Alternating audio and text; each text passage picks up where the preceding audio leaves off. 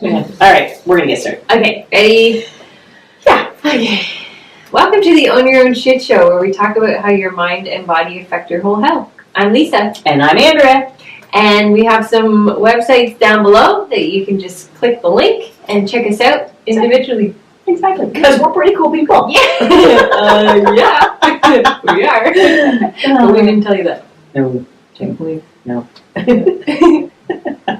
All right, what the heck are we talking about this week? We're going to talk about... We've been doing the flu, Yes. and what isn't the flu, Mm. what everybody calls gastric flu. That was last week's video. Go check that out. If you struggle with gastric stuff, go back and watch that video. We got some great suggestions and ideas and understanding of where that comes from. Mm-hmm. But today we're talking about the true flu. True flu. What flu really is and how it really affects our body. And so Lisa's going to go over all the physical ways that it affects us later on in the video, and I'm going to talk about the state of mind that triggers it.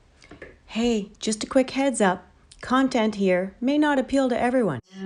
But for now, I'm going to put on my old lady glasses, and I'm going to read some interesting statistics that I came up with, and I thought, find her interesting, and I was not going to memorize them. No, but really, you're going to actually really... Absolutely. Sure.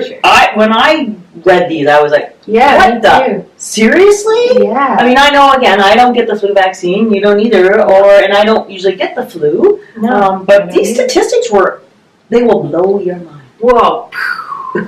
Exactly. Mind blown. Hashtag. Exactly. So hang on to your socks Hang on.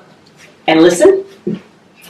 So a recent survey has shown that people who received the seasonal flu shot and then contracted influenza excrete infectious influenza virus through their breath, so vaccinated individuals can actually spread influenza.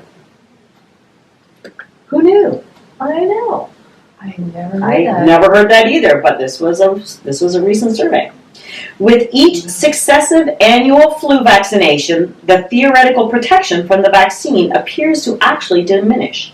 In a 2012 Chinese study, found that a child's chances of contracting a respiratory infection after getting the seasonal flu shot, the vaccine, rose actually more than fourfold.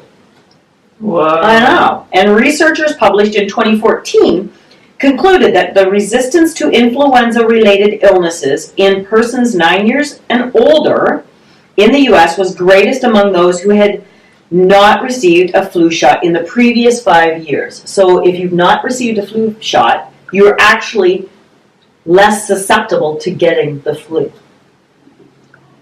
Who knew? Who knew? I know. These guys. These guys are doing these studies on this, right? Yeah. And so I was doing all this research online about studies and statistics on recent flu activity and how it affects us, because we know that they tell us all these people die of the flu, which if you didn't watch the first video, go back and watch it, and it talks about all those statistics. But and did you know? Did you know, Dave? The annual flu shot can increase the risk of contracting other, more serious influenza infections.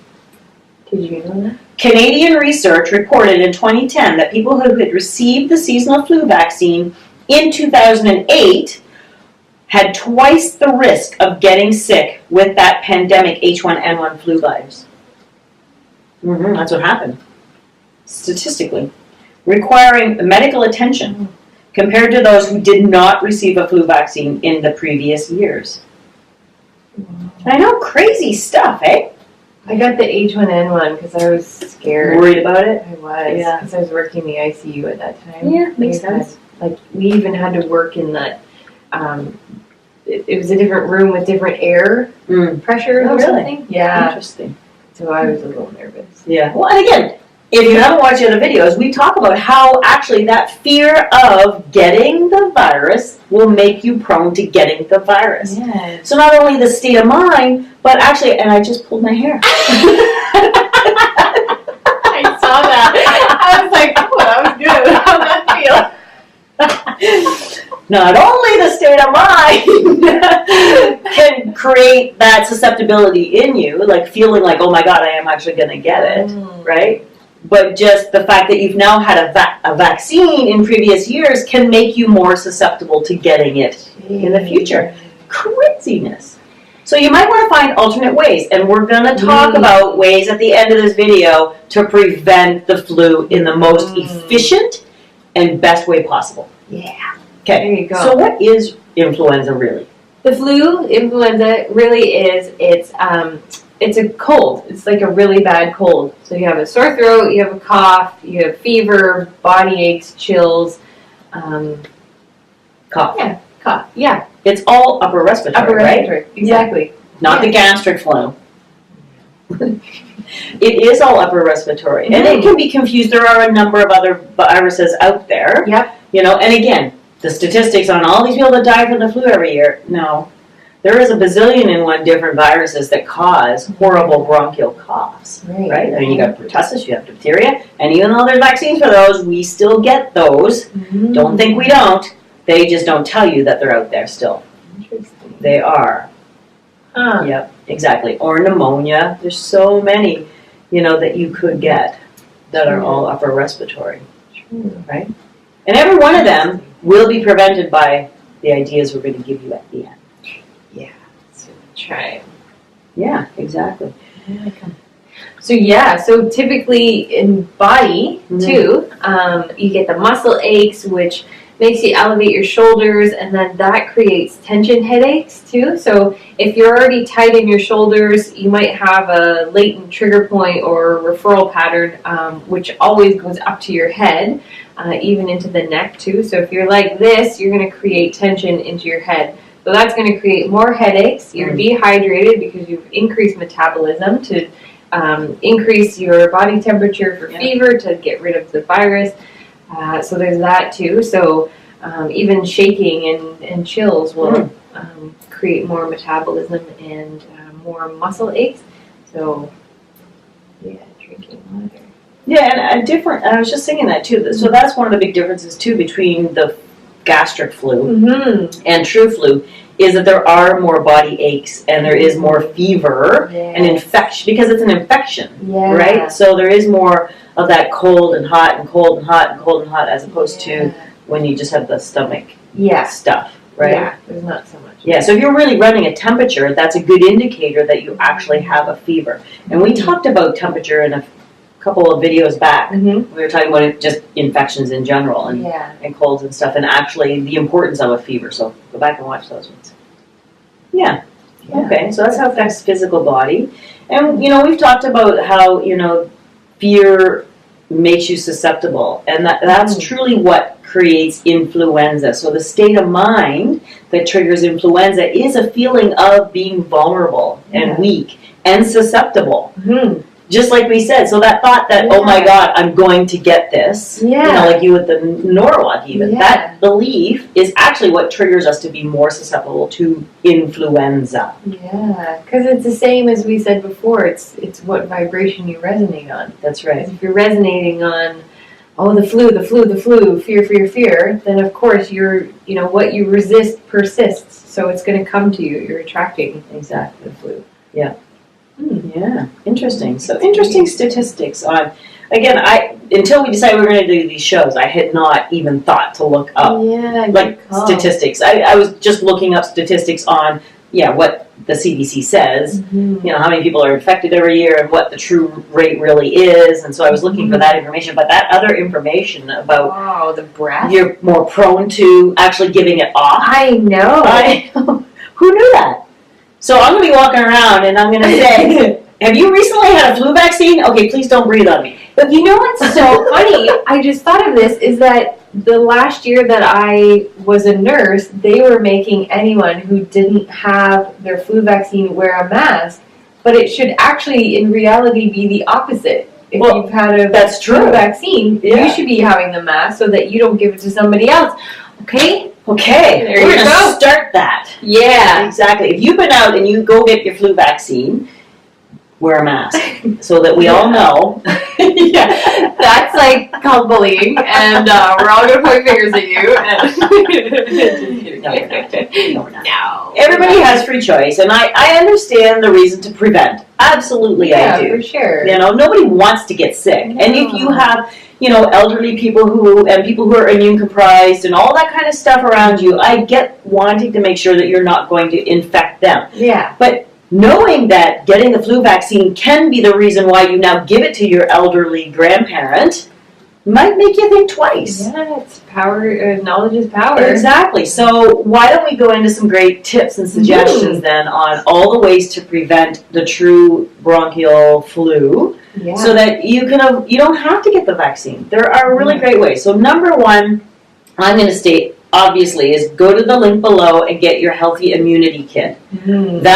There's a remedy in there for viruses, which has flu and a number of other viruses. It's a combination of homeopathic and tonic remedies, which I have literally done free clinics in the London area for over 10 years and had a 99% efficiency rate with it. Wow. Yeah, because I kept statistics. I have a whole folder of every year they came back. I had hundreds and thousands of people that came through every year because I did it at 3 different places every fall. Yep, and I just kept track of statistics, whether they got it last year, 10 years. I did a study. Yep. So those remedies will give you an way better than the vaccine, because we know the vaccine on its best is only 25% efficient. Is it 25? Up to 36. 36 is the highest percentage that's ever been effective for any seasonal flu. Because they don't know. Because here's the thing. The interesting thing about the vaccine is they're guessing, because they're injecting you with an actual virus, and so they're guessing what that virus is going to be this year. And it mutates all the time, right? Whereas homeotonic remedies, so specific remedies, the remedy made from influenza, no matter what the strain is going to prevent any flu, because it's symptomology. Homeopathics work and tonics work on symptomology, so you're symptom prescribing. So it doesn't matter whether you live here or in China, the flu is the flu. Right. Your symptoms are all the same. That's how they know that's the flu, because of your symptoms, which you just described. Yes. Right? So if you get those symptoms, influenza, the remedy, works by law of natural resonance, getting rid of a similar state, right? So you have the virus, you take a remedy made from the virus, and it will dispel and push out that true virus, because no two disease states can reside within the life body at one time. Right. So the remedy pushes that one out, and then because it's a remedy, it just dissipates on its own. It doesn't create anything new. Yeah.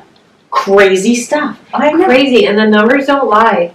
They don't. Like literally. Absolutely. Yeah. So I'm glad that you listened into this one. So here's other tips, not just the kit. The kit is phenomenal, absolutely, but there are lots of other great ways. So again, we did say this in the very first video, but vitamin D. Yes. Crank up your vitamin D for sure.